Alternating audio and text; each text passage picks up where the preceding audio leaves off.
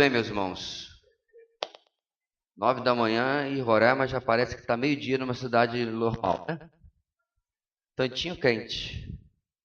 Mas, graças a Deus, estamos aqui. Logo, nosso tema de controle ambiental vai acordar para trabalhar e a gente vai ficar mais confortável. Vamos orar e já dar início à nossa EBD desta manhã, onde estamos, como está projetado ali, chegando à nossa 31ª aula da matéria de autoconfrontação. Estamos já passados da metade do nosso curso, significa que já vencemos a maior parte, né, claro, dela, do desafio de andar até aqui. Esse curso, meus irmãos, é algo que você que pôde, né, as 2, 3 oportunidades que nós tivemos lá no começo de adquirir a apostila, e você pode e deve rever pessoalmente, talvez em família, formar um pequeno grupo no sei de estudo. Eu não acredito que isso seja um exercício de uma vez na vida e você está vacinado. É mais para o lado do tétano, né, da vacina, que você tem que tomar 10 anos, é isso? É mais por aí. Talvez não de 10 anos, mas de vez em quando dá uma estudada. Eu estou lhe dizendo de testemunhos que já ouvi, né, de irmãos. Eu, por exemplo, fiz esse curso vários anos atrás e agora revendo para o nosso estudo, você percebe como que, de novo, há áreas da sua vida que precisam de autoconfrontação, ok? Isso dito, vamos orar e começar o nosso tempo nessa manhã. Muito obrigado, Deus, por estarmos juntos nesta manhã de domingo, ao redor da Tua Palavra, com a Tua igreja e podendo aprender mais daquilo que Tu tens para nós. Abençoa, Senhor, o nosso entendimento, nosso coração, nossa mente, para que possamos sair daqui, ó Deus, convencidos pela Tua Palavra a aquelas mudanças necessárias na nossa vida. Abençoa, Deus, nossos irmãos que estão trabalhando, viajando, guardando a cada um deles. É o que oramos em nome de Jesus. Amém. Bem, queridos, nós paramos na página 258. Eu vou pedir ao Wesley que já deu uma adiantada até onde está escrito paramos aqui. Não vai dar para fazer percorrer tudo que nós vimos até agora. Página 258, estamos falando sobre submissão bíblica. O termo se refere ao fato em que nem Efésios, Paulo fala que devemos nos submeter ou sujeitar, uns aos outros. Isso significa o quê? Em cada esfera da nossa vida, isso vai ter uma aplicação. Porque a gente vai lembrar, claro, que no meio do caminho vai ter lá para as mulheres que devem ser submissas a seu marido. Porém, o sujeitai-vos uns aos outros, né? O sujeitem-se uns aos outros, lá do começo do contexto, é o guarda-chuva que está sobre tudo isso. Então significa que, mesmo que esteja a submissão feminina naquele versículo aos maridos, logo abaixo tem como a sujeição de uns aos outros para o marido vai se manifestar. Depois, como dos pais para com os filhos, depois dos filhos para com os pais. E foi nessa dinâmica, irmãos, que nós paramos na semana passada. E essa sujeição, ela vai continuar, vamos pegar aí do ponto 2, né? Na letra B. Não, ainda no tamanho não. Acho que você passou direto.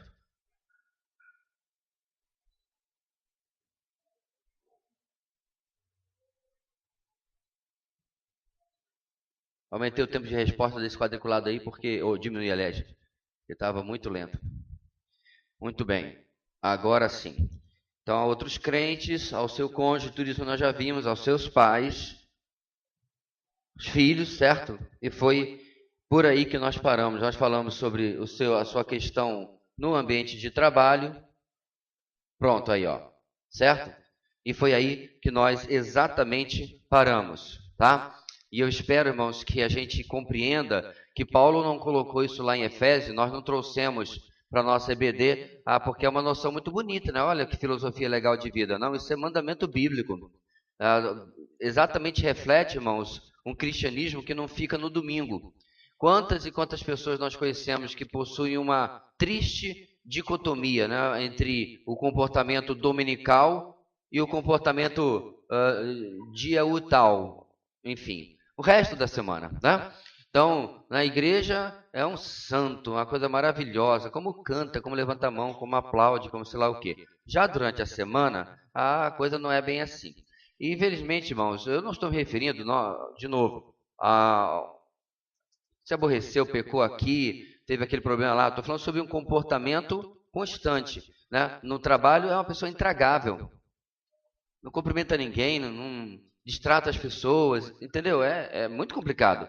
Então, nós temos níveis diferentes de simpatia, com certeza, né? Tem pessoas que são tão simpáticas que contagia, tem outros que são moderadamente, mas uma pessoa ser antipática e ser cristã no ambiente de trabalho é algo complicado, né? Ou na escola também, e assim por diante. Então, são questões muito práticas para a nossa convivência em sociedade. Agora sim, paramos aqui e aí está o próximo ponto. A submissão bíblica, irmãos, também vai se aplicar às autoridades estabelecidas na igreja. Hebreus 13:17 diz: Obedeçam aos seus líderes e submetam-se à autoridade deles. Eles cuidam de vocês como quem deve prestar contas. Obedeçam-lhes para que o trabalho deles seja uma alegria, não um peso, pois isso não seria proveitoso para vocês. Nós bem sabemos, irmãos, que nas igrejas em geral há certos extremos estranhos, né, sobre a questão de como a congregação é ensinada a tratar o pastor, diácono, presbíteros e etc. Né? Por exemplo, há aquelas em que você não pode sequer discordar do camarada, senão você é rebelde. Né? Não pode discordar de nada.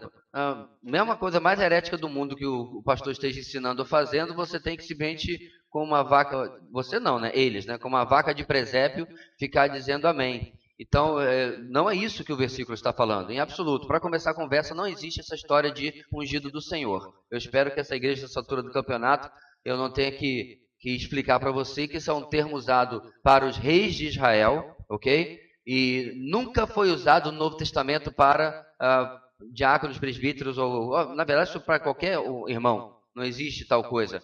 As únicas duas vezes, irmãos, que aparece a palavra unção no Novo Testamento, está lá em 1 de João, está se referindo a todo crente é ungido.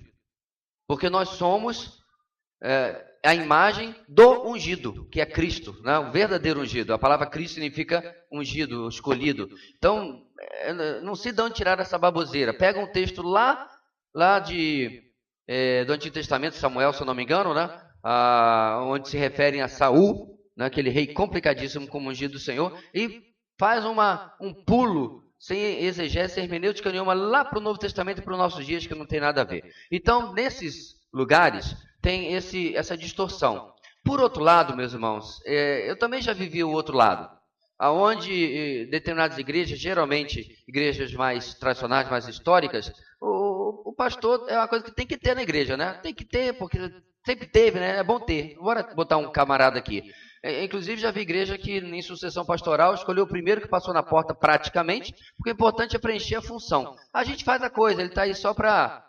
Eu não estou exagerando. E isso não é também o padrão bíblico. Porque o texto diz que o líder da igreja, o pastor da igreja, ele vai prestar contas. E eu, particularmente, irmãos, levo isso extremamente a sério. No ministério anterior, né, onde o pastor Marcelo estava até agora há pouco tempo, ele assumiu aquele trabalho depois que nós saímos de lá, teve uma crise no meu segundo, terceiro ano, né, era muito novo, não sei o que fazer, não sei o que, mas meio perdido no negócio e chateado com algumas situações de uma igreja que estava responsável por aquele trabalho, não vem ao caso aqui, e eu desabafei com uma pessoa muito próxima de mim, né? E sabe qual foi o conselho dele? O conselho dele foi o seguinte: pega a chave da congregação, entrega lá e deixa que eles cuidem do problema. Aí eu falei para ele, quase falei quem é a pessoa. Aí eu falei para ele, é por isso que você é pastor, eu sou pastor e você não é, porque não é pegar a chave do prédio, entregar e dizer, toma que o filho é teu. Eu poderia, meus irmãos, não me importar ou não ser responsável pela propriedade, mas eu era responsável pelas vidas. Então, não é essa história de que só porque era uma congregação, né, não era uma igreja formada, eu não era responsável pelas vidas ali, eu sim era espiritualmente. O texto acabou de dizer, não é isso? Então, meus irmãos, o texto também fala que quando uma congregação complica a vida do seu pastor, ele pode fazer esse seu trabalho, ele deve continuar fazendo, a NVI chama gemendo, é isso? O que diz o texto? Não peso. É outra versão que diz para que não façam gemendo, né? Para que não seja um peso. E eu vou dizer aos irmãos, eu acho que o pastor Marcelo está aqui, o pastor Gideão, várias vezes ovelhas me foram peso. E é complicado, porque você vai continuar pastoreando, né? A ovelha está mordendo e você está fazendo o seu trabalho. Não tem problema nenhum, tá? E eu vou garantir para os irmãos e os colegas aqui vão confirmar. Mordida de ovelha dói mais que mordida de lobo, porque lobo você já espera que ele vai fazer. Lobo é lobo, tá de acordo com a natureza dele, né? Ah, foi mordido por um lobo. Claro, botou a mão no pé da boca dele e ele mordeu, porque ele é lobo. Ele fez aquilo que está de acordo com a sua natureza. Mas aí você vai afagar a cabeça da ovelha, leva a mordida, você, peraí, tem uma coisa errada, está fora da natureza aqui, né? Eu sei disso, irmãos, porque lobo não, mas ovelha de verdade eu já vi, né, e tal, e já peguei e tal, o bichinho então faz nada, a não ser quando ele tenta viver de uma maneira que não lhe é característica. Portanto, irmãos, nesse primeiro ponto, há um papel de submissão bíblica, de novo, não tem nada a fazer sobre ninguém ser dono de ninguém, isso é outra questão também, né? O pastor, ele deve saber os limites daquilo que ele pode ordenar biblicamente e orientar biblicamente. Há uma enorme diferença, certo? Ordenar é aquilo que a Bíblia já diz, sim ou não, e ele vai apontar sim ou não. Por exemplo, vamos falar sobre uma coisa que nós já tratamos em outras ocasiões aqui. Eu posso biblicamente ordenar de que casamento misto ou um relacionamento misto entre um crente e um descrente é antibíblico, eu não concordarei, certo? E será nesta igreja, como já foi, passível de disciplina. Porque está na Bíblia. Eu não vou ficar tentando agradar A, B ou C com uma coisa que é bíblica. Porém, nós orientamos nesta igreja, que não é salutar a adolescentes ficarem de namoro, namorico, namorado, sei lá o quê, porque não é da idade, não tem a ver com a fase da sua vida. Porém, eu nunca vou poder dizer, olha, vamos disciplinar o fulano de 13 anos porque está andando aí, né, de namorada para cima e para baixo. Porque é uma orientação. Você percebe a diferença? Aqui eu tenho um princípio bíblico que, como crente, não é nem como pastor, eu sou obrigado a viver e colocar esse padrão sobre a vida dos outros também. Aqui não. Aqui a gente tem uma orientação, certo? Então há sempre essa necessidade de nós entendermos uma coisa e outra. Porém, se o pastor ou até mesmo o irmão em Cristo mais experiente ama aqueles seus irmãos, ele vai dizer, olha, vai por aqui, certo? Que a lógica bíblica e a experiência cristã diz que é o melhor, certo? Por aqui você vai ter menos dor de cabeça e a gente pode dar essa orientação. O próximo tópico, mas a letra I, é as autoridades do governo civil. E aí o texto mais famoso é Romanos 13. A gente lê só, lê tudo aí, vai. Romanos tem 7 versículos. Todos devem sujeitar-se às autoridades governamentais, pois não há autoridade que não venha de Deus. As autoridades que existem foram por ele estabelecidas. Portanto, aquele que se rebela contra a autoridade está se opondo contra o que Deus instituiu. E aqueles que assim procedem trazem condenação sobre si mesmos. Pois os governantes não devem ser temidos, a não ser por aqueles que praticam o mal. Você quer viver livre do medo e da autoridade? Pratique o bem, e ele o enaltecerá, pois é serva de Deus para o seu bem. Mas se você praticar o mal, tenha medo, pois ela não porta a espada sem motivo. É serva de Deus, agente da justiça para punir quem pratica o mal. Portanto, é necessário que sejamos submissos às autoridades, não apenas por causa da possibilidade de uma punição, mas também por questão de consciência. É por isso que vocês pagam impostos, pois as autoridades estão a serviço de Deus, sempre dedicadas a esse trabalho. Deem a cada um o que lhe é devido, se imposto, imposto, se tributo, tributo, se temor, temor, se honra, honra. Aqui novamente nós temos um campo de controvérsia, dizendo até onde você deve ser submisso a uma autoridade. Nós temos um exemplo no Novo Testamento, a gente vai passar por ele daqui a algumas semanas, na nossa exposição de Atos, nos domingos à noite, né?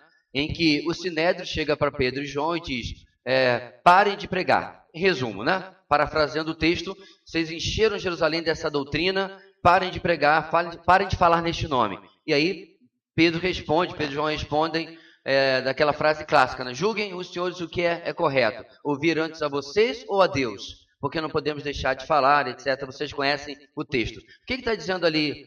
O que está nos ensinando ali, meus irmãos? Existe um limite da autoridade civil, que é obviamente o limite onde você vai desobedecer uma autoridade maior, que é Deus, ok? Então há uma coisa que é biblicamente, claramente pecado, e a autoridade está lhe ordenando a fazer, você está biblicamente autorizado a discordar daquilo lá. Isso vai ser, meus irmãos, nos anos futuros, não sei exatamente quantos, cada vez mais complicado, porque o politicamente correto, né, a noção distorcida de liberdade de se expressar, está cada vez tentando tolir mais a possibilidade de você dizer que você não gosta de uma coisa. Então, essa semana, né, houve um episódio, alguns devem ter acompanhado, em que o treinador Bernardinho, né, extremamente vitorioso no vôlei, ficou contrariado porque o atleta transexual não é uma mulher, é um homem que está tomando hormônio feminino. O homem jogando lá no time das mulheres estava virando todas, é claro. É óbvio, ululante. Você põe um homem que foi alimentado com a testosterona durante 30 anos quase, e aí você, só porque parou, removeu suas glândulas e tudo mais, então é uma noção tão absurda, tão ridícula, que é impressionante a nossa sociedade estar sequer discutindo isso daí. Qual seria a melhor alternativa? Cria uma terceira liga. Coloca todos os trans nessa liga, pronto, está resolvido. Mas eles continuam com a narrativa de que é uma mulher. Não, não é uma mulher. Eu postei uma foto ontem em que mostra ele em pleno arco, né, para bater. Meu amigo, eu não queria estar na frente dele nem por 3.000 vidas.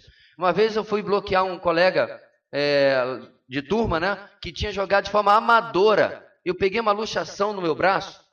Eu bloqueei a custo do meu rotor. E ele é um jogador amador. Ficar na frente daquele camarada, uma mulher, certo? Chega a ser, irmãos, uma falta de respeito com o gênero feminino.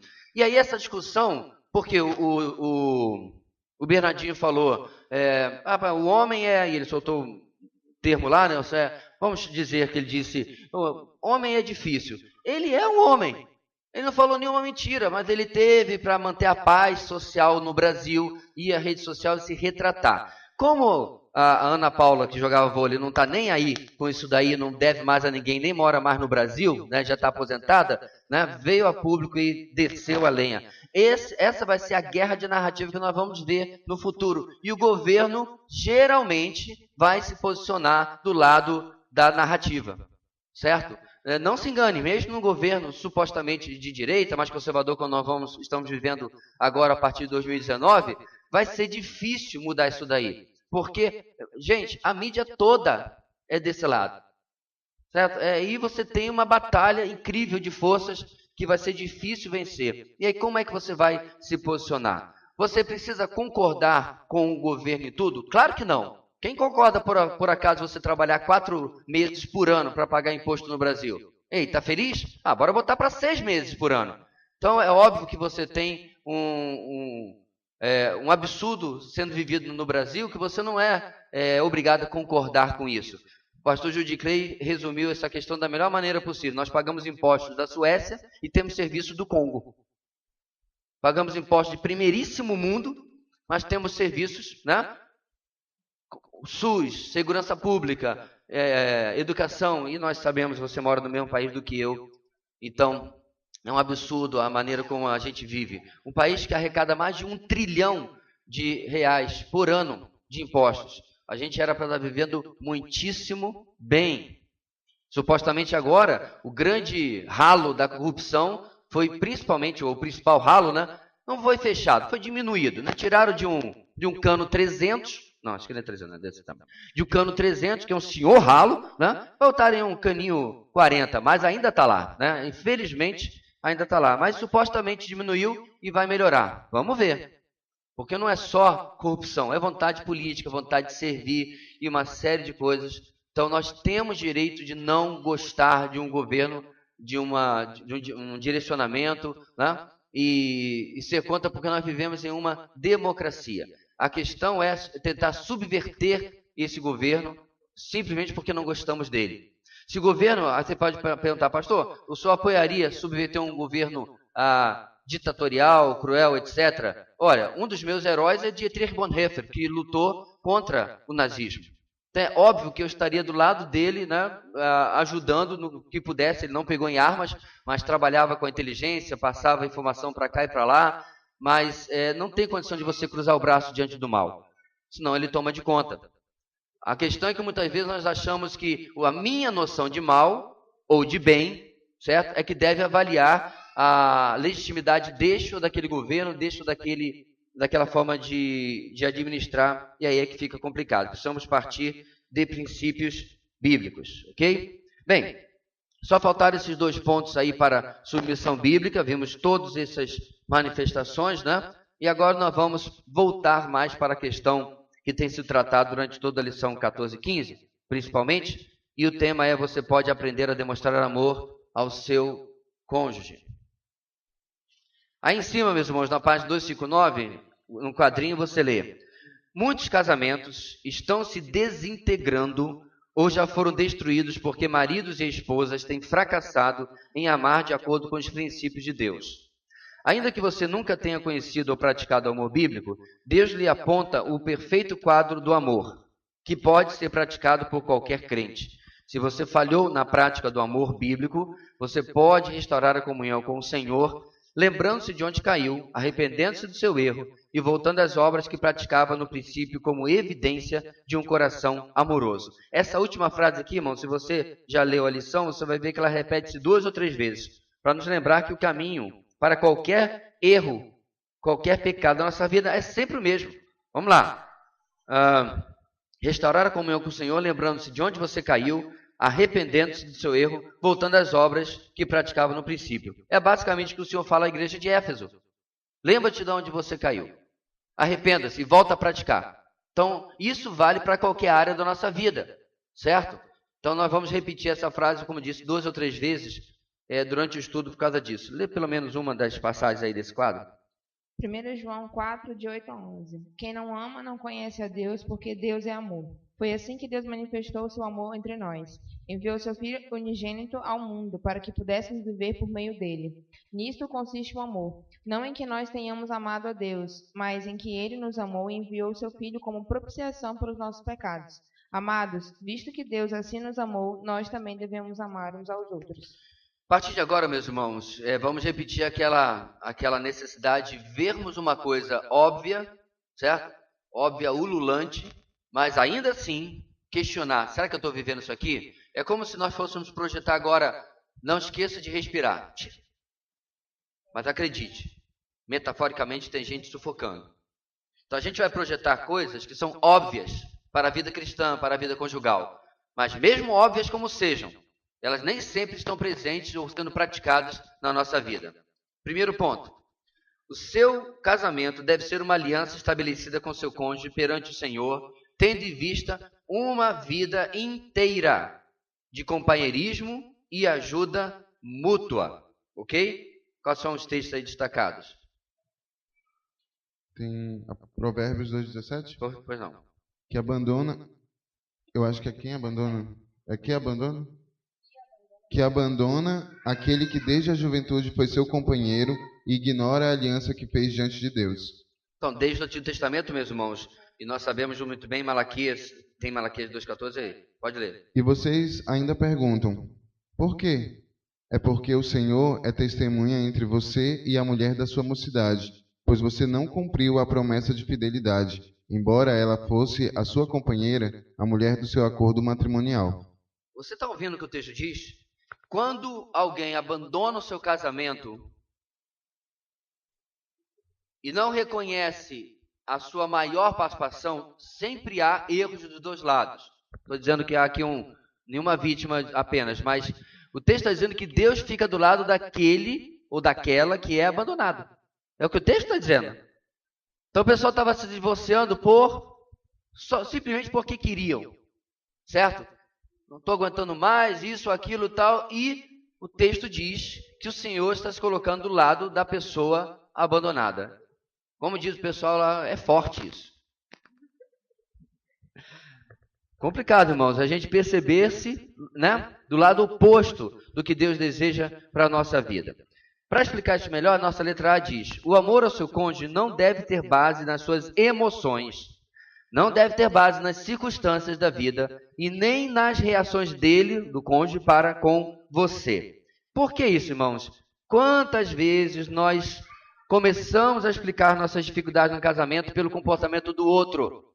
Você já deveria entender na 31ª aula de autoconfrontação que o foco nos pecados, não importa o que esteja acontecendo, é você, ok? Deixa eu dar aqui, meus irmãos, um exemplo bem absurdo, tá? Você foi sequestrado, certo? Você tem muito dinheiro, você é, tipo assim, professor de escola pública, muito dinheiro, né? Então, de quê? Então, eu não falei qual país. Aí, você foi sequestrado, certo? Lá no cativeiro você sofreu, foi até, né, bater em você e tudo mais e tal. Então, e aí você ficou lá 17 dias sofrendo, e aí, né, a polícia estoura o cativeiro, lhe resgata e tal. Aí você vem conversar comigo, sou seu pastor. E você destila ódio por aquelas pessoas. Sabe, você está amargurado, você está... Sabe o que você vai ouvir de mim? Você sabe, né? Você está fazendo autoconfrontação há 31 semanas. Perdoe. Abandone o ódio. Abandone a amargura. Você está carregando um cadáver para lá e para cá. Você está tomando veneno esperando que o outro morra. Esse é o foco da mudança bíblica, meus irmãos. Sou eu. Agora, você que está fazendo alguém sofrer pelo seu comportamento, não se sinta assim, estou livre, né? Porque a obrigação é dele me perdoar ou dela me perdoar. Não é isso que eu estou dizendo. Em absoluto. A autoconfrontação não me livra de também eu, que estou principalmente errado, né? Não livra lá o sequestrador, de repente ele se converte lá na prisão, né? Se de repente a polícia não o mandou para a terra dos pés juntos, mas enfim, ele se converte lá na prisão. E ele também deve se arrepender do mal que causou a você que foi sequestrado. Eu estou dando esse exemplo absurdo, irmãos, porque são dois lados que não têm relacionamento, que necessariamente ninguém preza um pelo outro, mas ainda assim a regra bíblica é a mesma. Vale aqui, meus irmãos, a frase de C.S. Lewis: se você está procurando uma religião confortável, agradável, eu não lhe recomendo o cristianismo. Olha o que o cristianismo pede de nós. Porque é importante nós lembrarmos, irmãos, que continua a máxima de que nós fomos muito mais perdoados pelo nosso Senhor do que jamais conseguiremos perdoar a qualquer criatura. Próximo ou distante, amada ou odiada, esse exercício de perdão deve lembrar que nós fomos muito mais perdoados do que jamais conseguiremos perdoar. Sim, mas tem algum texto aí não? Mateus 5, 43 a 44. Vocês ouviram o que foi dito: ame o seu próximo e odeie o seu inimigo. Mas eu digo: amem os seus inimigos e orem por aqueles que os perseguem. Jesus não dava mole, né? Incrível. É seu dever amá-lo em obediência ao Senhor. E em resposta ao amor que Deus tem por você. Lembre-se de que Deus não ordena que você sinta vontade de amar, mas Ele o ensina a pensar, falar e agir de modo amoroso, mesmo que o seu cônjuge, ele vai colocar aqui as razões, né, de exceção que às vezes as pessoas colocam aí. Pode ler o texto? 1 João 4, 10 a 11. Já lemos esse. 1 João 3, 23. Tem aqui. E este é o seu mandamento, que creiamos no nome de seu Filho Jesus Cristo e que nos amemos uns aos outros como Ele nos ordenou. Então, a primeira coisa que o pessoal coloca é: escolha ter um contato apenas casual com você, semelhante a de um vizinho. Já pensou um cônjuge que age dessa maneira? Um contato apenas casual, né? O casamento virou apenas uma aparência, não sei, para manter aí, sei lá, quem satisfeito, menos as pessoas que estão dentro dele. Mas, ainda que isso aconteça, sua ordem bíblica é amar aquela outra pessoa. 2, pior, comporte-se como seu inimigo. Nós acabamos de ouvir. Amar o inimigo. 3, seja crente. ou descrente. Então, não importa, porque as pessoas criam desculpa para os dois lados. Ele como crente deveria se comportar assim, assim, assim. Então eu estou desculpado de não amar como eu deveria amar. Ou então, ele é descrente, então não vai conseguir mesmo. Então não tenho obrigação de amar, porque ele é descrente e não está vivendo aquilo que deveria viver e nunca vai viver. Não importa, meus irmãos, qual seja a posição. Repare, a nossa lição está sempre tirando o foco do outro lado e colocando o foco nas minhas motivações, no meu coração. Pastor, mas isso é muito difícil. Por isso que você precisa da graça de Deus, por isso você precisa do Espírito Santo agindo na sua vida. Na semana passada nós vimos aquele triângulo, né? Onde mostra que quando a relação é apenas entre esposo e esposa, a lógica é que haja conflito. Mas quando a relação é intermediada pela pessoa de Deus, certo? Aí você tem, como estava lá, o caminho de Deus para resolver quaisquer que sejam os conflitos dentro do casamento. Algumas vezes, meus irmãos, as pessoas têm a dificuldade de compreender que, por mais que o casamento seja um relacionamento voluntário, pelo menos no nosso século, né? Você não foi obrigado a entrar naquele relacionamento.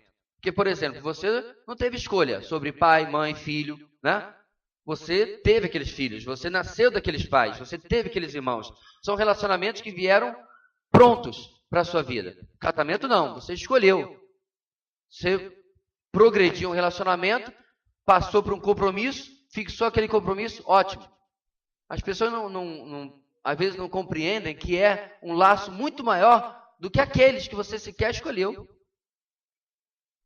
Você escolheu entrar nele, mas biblicamente você não tem escolha, ou não deveria ter, de sair dele. E aí a dificuldade que a nossa cabeça tem de entender isso daí. Letra B. Esqueci de passar aqui, irmãos. Letra B agora. Você pode mostrar amor ao seu cônjuge a despeito de qualquer medo, pois o perfeito amor de Deus em você lança fora todo medo. Você não será hipócrita por amar o seu cônjuge, mesmo sem ter vontade de fazê-lo. Amar quando você não sente vontade de amar é uma simples questão de obediência fiel e uma resposta ao amor de Deus por você. Qual é o nosso texto? Vou ler 1 João. Nisto consiste o amor, não em que nós tenhamos amado a Deus, mas em que Ele nos amou e enviou o seu Filho como propiciação pelos nossos pecados. Amados, visto que Deus assim nos amou, nós também devemos amar uns aos outros. Mais um.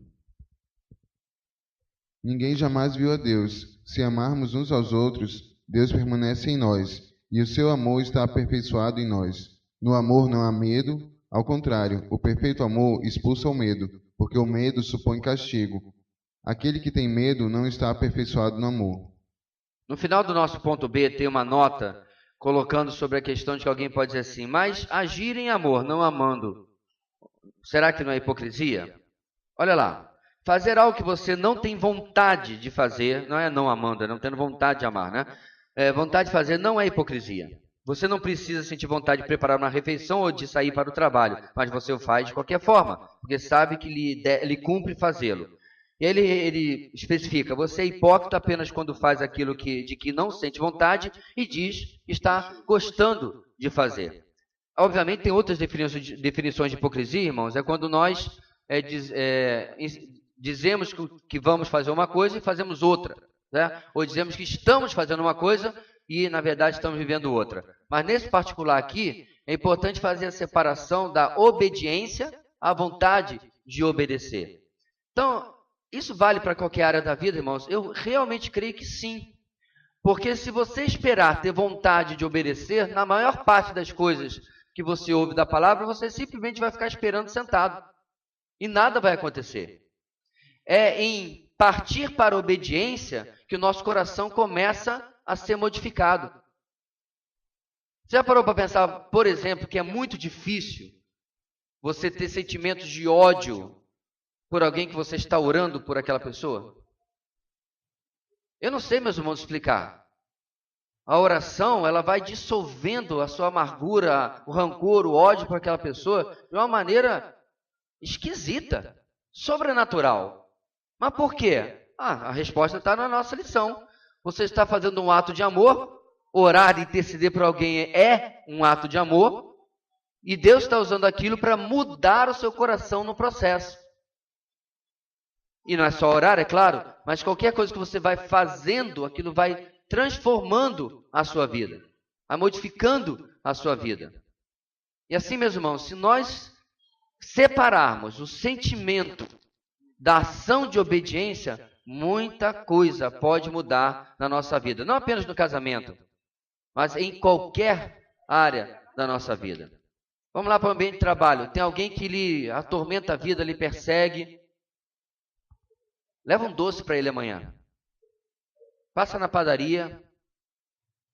Compra uma bomba. É o doce, tá, irmãos?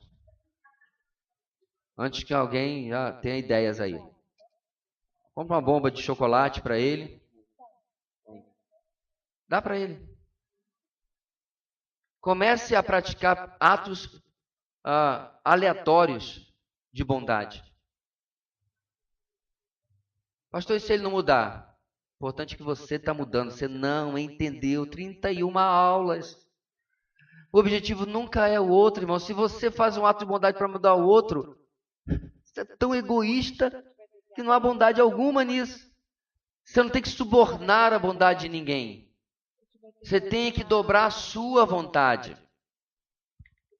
E dentro dos lares, é claro, irmãos, que isso é a mesma coisa. Há problemas na sua família, há relacionamentos rompidos entre irmãos, entre pais, né? Filhos e pais, entre cônjuges. Comece a praticar atos aleatórios de bondade. Comece a mudar a sua forma de agir dentro do seu ambiente. Pastor, 10 anos fazendo isso e a pessoa não mudar. É porque você tem um coração muito duro. Você está falando da outra pessoa? Eu estava falando de você. 10 anos e você não mudou, é porque você estava fazendo com a motivação errada. Não era, na verdade, atos de bondade. Era mero suborno. 2. Aplicar a solução de Deus para os problemas que há no seu casamento é sua responsabilidade. Letra A. Estabelecer um compromisso irrestrito de agradar a Deus em todas as coisas. Tem texto aí? 2 Coríntios 5:9. Por isso temos o propósito de lhe agradar, quer sejamos no corpo, quer o deixemos. Ora, compromisso restrito de agradar a Deus em todas as coisas é, entre elas, praticar o amor independente das circunstâncias. Porque examinar e julgar biblicamente os próprios erros. Isso aí, meus irmãos, é autoconfrontação sendo repetida do começo até o final. Letra C. Confessar os seus pecados ao Senhor. Está o texto 1 de João 9 aí, tão conhecido. E confessar ao seu cônjuge as falhas no relacionamento conjugal, considerando-as como pecado. E Tiago 5,16 está aí? Não? Qual é? Ou não tem, meu Deus? Está fora de ordem? Então vamos seguir, não tem problema. Não está aqui, né? Então acha quando tiver terminado, levante a mão aí e joga um sinal. Letra D. Procurar edificar biblicamente o seu cônjuge de coração para com o Senhor. Aqui, meus irmãos, nós vimos, obviamente o anterior é importante, mas bastante óbvio. Aqui nós vemos o seguinte. Quando eu percebo, como é que eu vou colocar isso aqui? Um erro na vida de alguém, e aquele erro me afeta, tá? Eu tenho condição de intervir neste erro de muitas maneiras, de interagir com esse erro. Eu posso transformar em objeto de murmuração, de acusação, né? Você nunca, aquelas expressões extremamente justas, né, incorretas, só que nunca. E aí você pode, tudo isso você pode, mas tem uma alternativa nessa letra que é o quê? Eu vou sentar com aquela pessoa, cônjuge no contexto aqui, certo? Num tempo de conversa e tudo mais, talvez eu precise até pedir uma certa autorização para... Posso falar de uma coisa que eu tenho observado, que você tem lutado? E a ideia aqui, meus irmãos, é biblicamente ajudar o meu cônjuge, o meu irmão, o meu filho, o meu pai a sair do ponto A e biblicamente, espiritualmente chegar até o ponto B. No processo, eu sou abençoado. Olha só. Porque na transformação da vida dele ou dela, eu também sou beneficiado. Então, em lugar, meus irmãos, olha que diferença. Reclamação, murmuração, né, fofoca sobre o erro de alguém, nunca resolveu absolutamente nada. Falatório no ouvido, nunca mudou nada. Ninguém. É muito difícil que isso vá ter algum resultado. Por outro lado, de forma madura, objetiva, e a gente até vai ver um instrumento disso, pelo menos parte dele, se der tempo, no final da nossa lição, de sentar e dizer, olha, é isso que eu estou enxergando direito, você tem lutado com isso daqui? E ajudar a pessoa a enxergar o princípio bíblico e passar para cá falando a verdade em amor, e eu queria acrescentar aqui, não está no texto bíblico, mas eu acho que vocês vão concordar, em humildade, tá? Não é, olha, eu estou aqui do alto da minha maturidade espiritual, viu, esposa? E eu vim aqui ajudar você a compreender o quão infantil e imatura você é. Ah, meu amigo, tu vai dormir na casinha do cachorro. No meu caso, estou lascado porque o cachorro não tem nem casinha. Não é isso. Até porque, meus irmãos, em toda circunstância, essa é uma circunstância de aconselhamento bíblico, é mais ou menos como uma frase que nós vimos, né, do missionário metodista no domingo, o cristianismo, o evangelismo é um mendigo dizendo a outro mendigo onde encontrar pão. Na verdade, o aconselhamento bíblico é um pecador mostrando outro pecador. Então não há de maneira nenhuma nenhum padrão de perfeição aqui sendo colocado para a pessoa e olhe para mim. Não olhe não. Vamos olhar para a palavra juntos. E é claro que se você está disposto a esse instrumento que a gente está tratando aqui, né, de ajudar e edificar a pessoa nas suas necessidade de mudanças, você também tem que estar disposto ao mesmo exercício. Que passados alguns dias, semanas ou meses, os papéis podem inverter e possivelmente vão inverter, e aí você vai ter que estar disposto agora a ouvir, né, a análise, o entendimento que a pessoa tem do seu comportamento. Se no primeiro caso, no segundo caso, né, se no jogo de ida, no jogo de volta, a análise estiver equivocada, há necessidade de, com calma, com tranquilidade, se colocar, olha, eu quero lhe pedir perdão se eu lhe passei essa impressão. Mas não é assim que está acontecendo no meu coração, não é assim que está acontecendo na minha vida. Eu queria lhe dizer qual é a minha real luta. E pedir que você ore por mim e me ajude nisso daí. Tá? Irmãos, isso funciona muito melhor do que apenas sair distribuindo acusações à torta e à direita. Buscar solução para os conflitos e viver em paz com seu cônjuge, com seu cônjuge, ponto. Caso o seu cônjuge se recuse a resolver os problemas biblicamente, né? Caso o que falamos antes na letra D não dê para fazer, continue a confiar em Cristo para desfrutar de paz e alegria. Então, só porque você tem um cônjuge contencioso que não quer resolver os problemas, aí você deve se focar na sua transformação pessoal para lidar com aquela situação. Texto bíblico. Romanos 14, 19. Por isso, esforcemo-nos em promover tudo quanto conduz à paz e edificação mútua. Muito bem. O texto já fecha, né, a nossa questão aí da letra E. Outro ponto, irmãos. Pratique o amor bíblico com diligência. A ideia de diligência, irmãos, é aplicar-se a algo, né, e continuar naquilo enquanto a tarefa não está cumprida. Ora, em falar sobre prática de amor bíblico, ela nunca vai estar cumprida. Ela é uma coisa constante sobre toda a nossa vida. Precisa ser um foco tão grande que eu estou analisando todas as minhas ações por este padrão. Por quê? Quando Paulo teve que resolver um problema sério, vários na verdade, em Corinto, ele interrompe falar sobre o problema no capítulo 12, introduz o capítulo 13, que você bem sabe, que é o capítulo onde ele vai falar sobre o amor, e volta ao problema no capítulo 14. O que ele estava dizendo? Se vocês amassem de verdade, esse problema nem existia. E ele podia pegar esse capítulo 13, irmãos, e colocar, na verdade, né, entre cada assunto do livro da Carta de Coríntios. Porque todos os assuntos lá eram falta de amor. Porque no final das contas, irmãos, qualquer pecado que eu cometa contra o meu próximo, é porque eu estou amando mais a mim do que a ele ou a ela. Texto? Hein?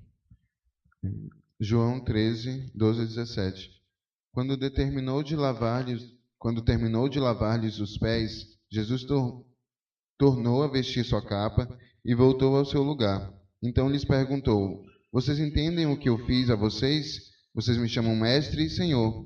E com razão, pois eu sou.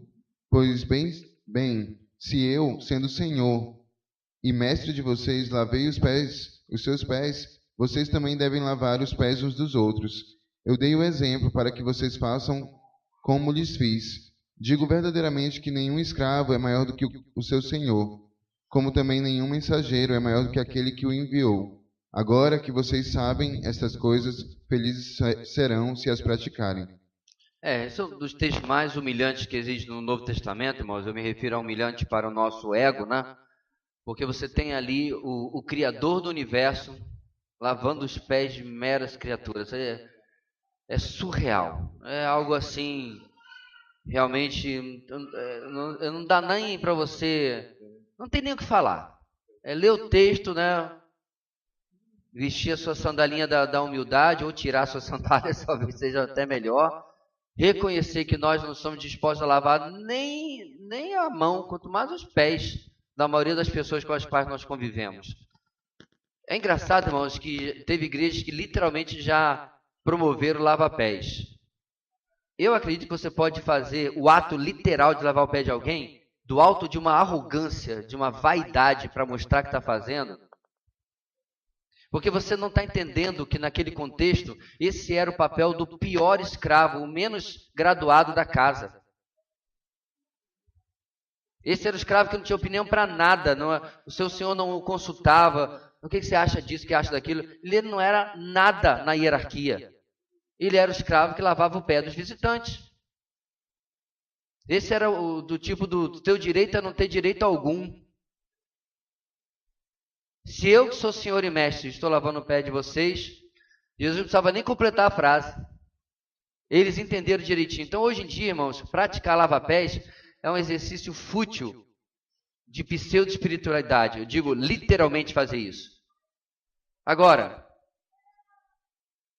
o irmão está numa necessidade e eu não me presto a servi-lo. O irmão está em pecado, eu não me presto ao risco que é tentar ajudá-lo. Risco sim. E você pode sair até machucado dessa tua tentativa de ajuda, de confrontação. Isso é lavar os pés. É independente do custo que possa estar envolvido naquilo. É servir as pessoas independente de. Na letra A, irmãos, nós temos, como eu falei, já adiantei, a repetição daquele processo. Como é que eu vou praticar o amor bíblico de diligência? Arrependa-se dos pecados cometidos contra Deus e o seu cônjuge. Volte ao seu compromisso inicial de viver para Deus. Letra A, lembrando-se de onde você caiu. B, arrependendo-se. E C, voltando às práticas que mostram seu amor para com Ele. Isso é Efésios capítulo 2. Desculpe, Apocalipse capítulo 2, quando o Senhor fala com a igreja de Éfeso. Para dar início ao processo de reconciliação com seu cônjuge, você deve confessar as suas falhas diretamente a Ele e voltar à prática do amor bíblico. Ok? Vamos lá. Tiago 5,16. Portanto, confessem os seus pecados uns aos outros e orem uns pelos outros para serem curados. A oração de um justo é poderosa e eficaz. Eu acho muito interessante a escolha de palavras de Tiago, que graças a Deus ele não usa para que sejam perdoados, porque ia ficar complicado, né? O pessoal ia ligar isso com o perdão dos pecados mesmo, né? De Deus, e aí ia justificar ainda mais a tal da confissão auricular, né? Da Igreja Católica, que não tem absolutamente nada a ver com o texto. O texto fala sobre cura no sentido de relacionamentos, né? Do peso, da doença espiritual que o pecado produz na nossa vida. Em confessá-lo à pessoa, né? Eu me livro daquilo na minha vida. A chamada já passou? Já passou. Muito bem. A chamada está passando aí, irmão? Se não passar por você no finalzinho, procura ou se pronuncia aí, por favor, tá? Muito bem. Letra B, irmãos. Gatilho. Abstenha-se de julgar ou criticar o seu cônjuge, mas procure edificá-lo com palavras de graça e auxílio. A ideia de julgar aqui, meus irmãos, não é ter uma opinião, certo? É você destruir a pessoa com condenação. Eu acho que a melhor palavra que deveria ser abstenha-se a condenar ou criticar o seu cônjuge, mas procure edificá-lo com palavras de graça e auxílio. Letra C. Não discuta com o seu cônjuge, mas encoraje a harmonia no lar, mansa e diligentemente.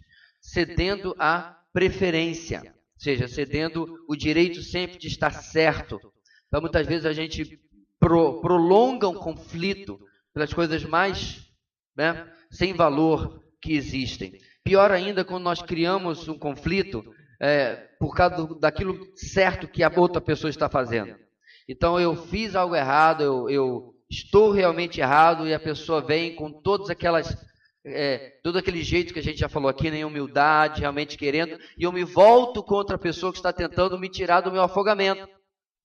E aí aquilo eu prolongo o conflito, porque na verdade eu não quero que o meu pecado seja exposto, tá?